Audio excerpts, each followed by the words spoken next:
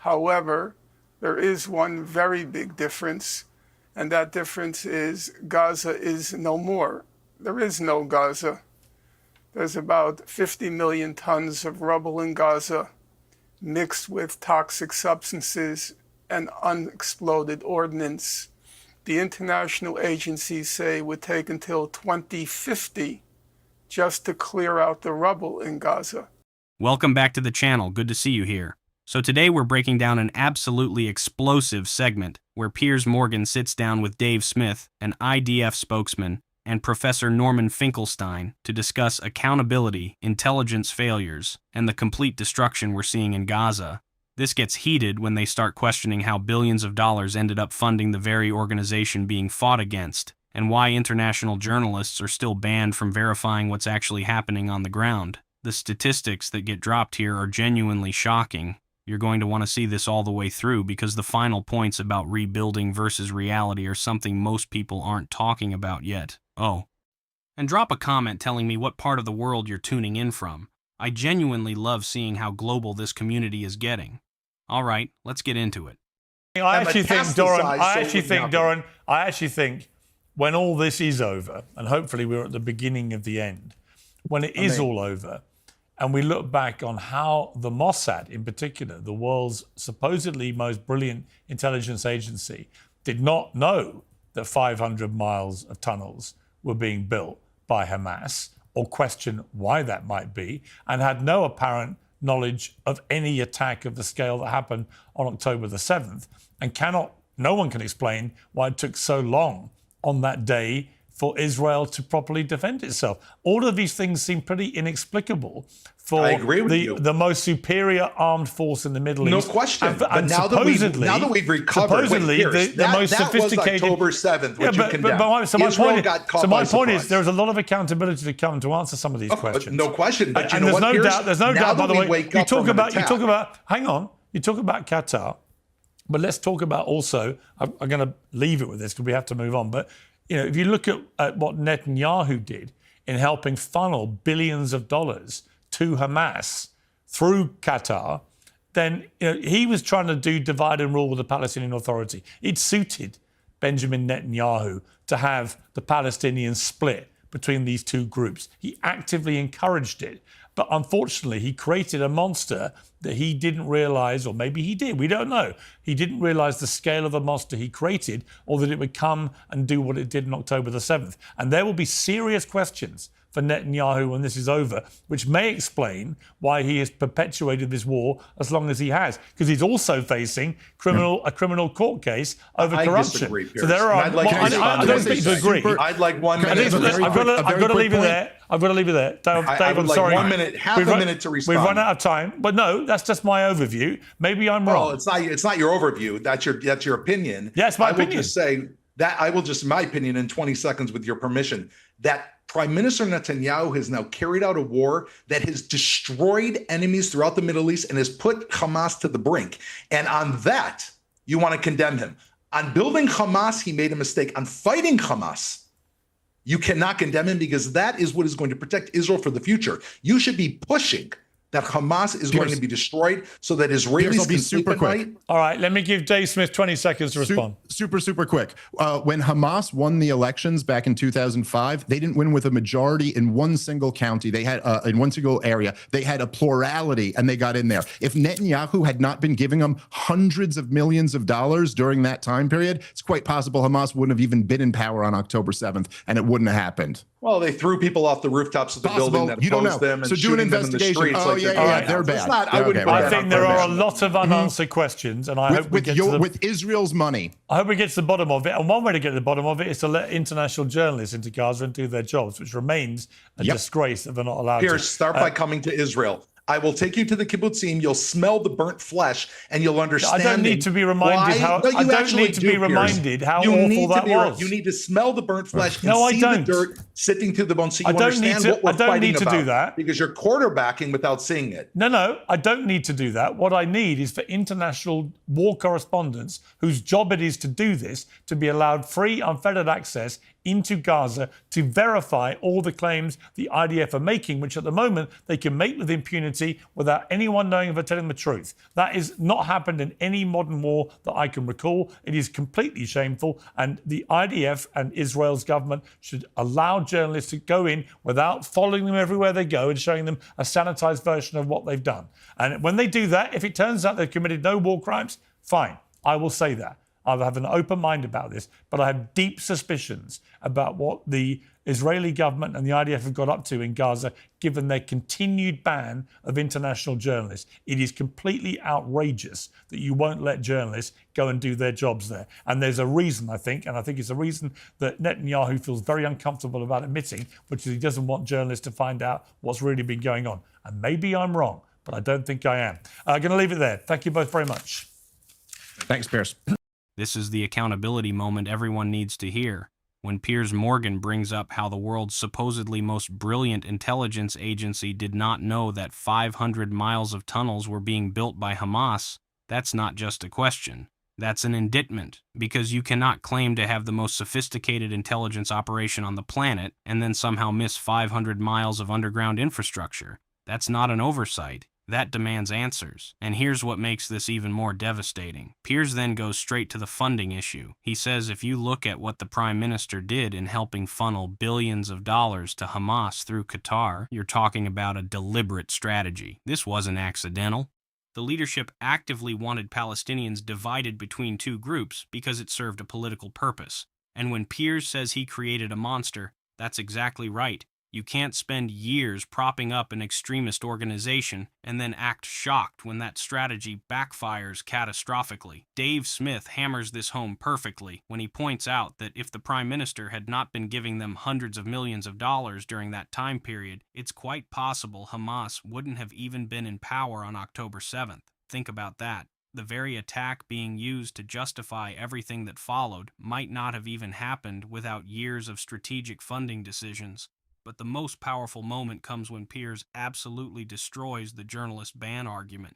So he says what I need is for international war correspondents whose job it is to do this to be allowed free, unfettered access into Gaza to verify all the claims being made. And he's right, because right now those claims can be made with impunity without anyone knowing if they're telling the truth. That has not happened in any modern war that I can recall, Piers says. It is completely shameful. When you ban independent verification, you're admitting you have something to hide, and that should terrify everyone who cares about truth and accountability. Well, joining me now is the political scientist, author and activist, Professor Norman Finkelstein. Norman, welcome back to Uncensored. You were listening to a bit of that debate. Look, do you believe we're in a place now where this war is actually going to end? It depends on what you mean by will the war actually end. My own view, which I'm happy to spell out, is that we'll probably return to the status quo ante, the status quo before October 7th, where the blockade will remain fully in force and the conditions that created October 7th will continue. However, there is one very big difference, and that difference is Gaza is no more. There is no Gaza. There's about 50 million tons of rubble in Gaza mixed with toxic substances and unexploded ordnance. The international agencies say it would take until 2050 just to clear out the rubble in Gaza. 95% of the housing has been pulverized. 70% of the hospitals, most of the agricultural land will probably not be able to be cultivated for decades, maybe even centuries, according to the most recent UN reports. So there is no Gaza. I don't agree with you. I've made it clear many times. I do not believe Israel's assault on Gaza was disproportionate. It is my opinion the assault on Gaza was proportionate. It was proportionate to the goal. And they spelled out the goal very early on, the first couple of weeks. Among the goals was to make Gaza uninhabitable. So as Giora Island, a senior advisor to the government, put it, we will leave the people of Gaza with two choices: to stay and starve or to leave. That objective was achieved. So it's not a return to the status quo before October 7th. The blockade will remain in place. But there's no Gaza. Prime Minister Netanyahu was hoping for a stampede out of Gaza. That didn't happen, but now he'll have to settle for a trickle out of Gaza. But whether it's a stampede or a trickle, there's nothing left there. That, I think, is pretty clear. This is where the reality becomes undeniable. Professor Norman Finkelstein comes in and just lays out the facts with surgical precision. He says Gaza is no more. There is no Gaza. There's about 50 million tons of rubble in Gaza mixed with toxic substances and unexploded ordnance. 50 million tons. And here's the devastating detail. International agencies say it would take until 2050 just to clear out the rubble. Not rebuild, just clear the rubble. Then he drops another fact. 95% of the housing has been pulverized, not damaged, pulverized. 70% of hospitals destroyed. Agricultural land unusable for decades, maybe centuries according to UN reports. This isn't collateral damage from precision strikes. This is systematic obliteration. But here's where Norman Finkelstein makes the argument that changes everything. He says, I do not believe the assault on Gaza was disproportionate. And you think, wait, what? But then he explains, the assault on Gaza was proportionate. It was proportionate to the goal. And what was that goal?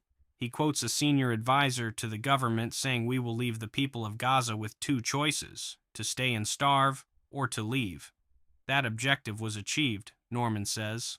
So when people argue about proportionality, they're missing the point. The destruction was proportional to making Gaza uninhabitable. That was the plan. And the evidence is right there in the rubble statistics, in the UN reports, in the statements from officials themselves. You can't accidentally destroy 95% of housing. That level of destruction requires intent. And when experts tell you it'll take until 2050 just to clear the debris, you're not talking about a military operation. You're talking about erasure. I mean, look, Donald Trump has made it clear that he wants people to return to Gaza. We are seeing people returning to where the remains of their homes are. He's also made it clear the West Bank cannot be annexed. It does seem to me from the outside here that Donald Trump is trying what he can to certainly restrain the far-right element of the Israeli government, like Smotrich and Ben-Gvir, from clearly their publicly stated intention for ethnic cleansing and getting all Palestinians to leave. Trump has clearly made it clear that is not going to happen. Are you not optimistic that Donald Trump and the United States are exercising a control valve on the more radical far-right elements of the Israeli government to prevent the worst excesses here happening, and that actually he is genuine in his aspiration of rebuilding Gaza and bringing a lasting peace settlement here, and that is what he really wants to achieve, and that if he doesn't give Israel ongoing support in the way they've been used to from the United States, then it makes Israel much more vulnerable. So it's in their interest to allow this to happen. I don't think one should attach particular importance to a statement by President Trump when, as you know, his statements change with the passing of each day. I am not here to attack President Trump. I am simply stating the obvious, as many world leaders have learned, not least Mr. Zelensky. What President Trump says on one day or in 1 week is not necessarily what he's going to say on another day and another week. So I'm not going to parse his statements. Rather, I will try to look at the big picture. Piers tries to find hope here. He asks Norman, are you not optimistic that the United States is exercising a control valve on the more radical, far-right elements of the government to prevent the worst excesses? He's looking for reassurance that American pressure will force accountability and rebuilding. And I understand why Piers wants to believe that. We all want to believe that. But Norman Finkelstein's response is devastatingly honest. He says, I don't think one should attach particular importance to a statement by the president when his statements change with the passing of each day. And that's not cynicism, that's pattern recognition. Because we've seen the inconsistency. One day it's talk about turning Gaza into a beautiful resort. The next day it's threats of violent eradication. These aren't coherent policy positions. They're negotiating tactics that shift with political wins. And here's the bigger issue Norman's raising without saying it directly. You cannot spend 2 years systematically destroying a place, creating 50 million tons of rubble, making the land unusable for generations, and then credibly claim you're going to rebuild it for the people you just spent 2 years trying to displace. The math doesn't work. The logic doesn't work. The incentive structure doesn't work. Think about it this way. If your goal was to make somewhere uninhabitable, why would you then invest billions to make it habitable again for the same population? You wouldn't.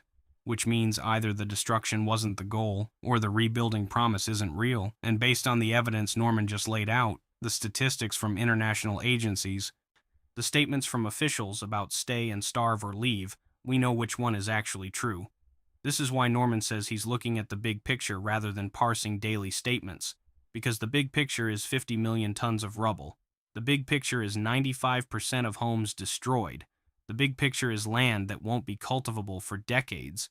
Those are facts that don't change with political rhetoric, and those facts tell you everything you need to know about what the actual plan was and what the realistic future looks like. Hope is important, but hope has to be grounded in evidence, not just in wanting things to be different than they are. So what do you guys think of this? Leave your thoughts down in the comments. Please like and subscribe, and I will see you in the next video.